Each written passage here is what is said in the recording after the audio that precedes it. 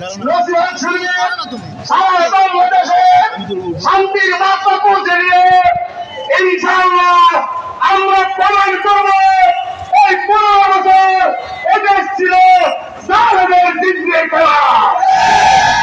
আমরা ছাত্র সমাজের মাধ্যমে ছাত্র ভাইদের মাধ্যমে আমরা 15 বছরের জিন্দের খেলাকে ছিন্ন ভিন্ন করে এই বাংলাদেশ আমরা আবার স্বাধীন করেছি। ইনশাআল্লাহ মুফতিদের কথা আপনারা সুন্দরভাবে শুনবেন, শুনে যেটা ফায়সালা হয় সেটা ফায়সালা মানবেন। ইনশাআল্লাহ আমাদের প্রোগ্রামে শহীদদের মাগফিরাতের জন্য দোয়া হবে, যারা আহত আছে তাদেরকে সুচিকিৎসার দাবি জানানো হবে এবং তাদের জন্য দোয়া করা হবে ইনশাআল্লাহ।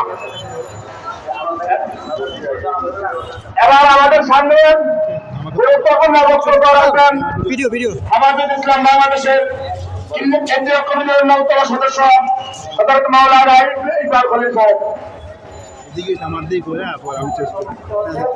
আলহামদুলিল্লাহি রাব্বিল আলামিন ওয়াস সালাতু ওয়াস সালামু আলা সাইয়্যিদিল মুরসালিন। সংগ্রামী তৌহিদি জনতা, আপনারা জানেন দীর্ঘ আন্দোলন সংগ্রামের মাধ্যমে আজকে আমাদের এই ছাত্র জনতার মুসলিম তৌহিদি জনতার যে বিজয় হয়েছে, এই বিজয়ের সুক্রিয়া আদায় করার জন্য আজকে আমাদের এই সমাবেশ।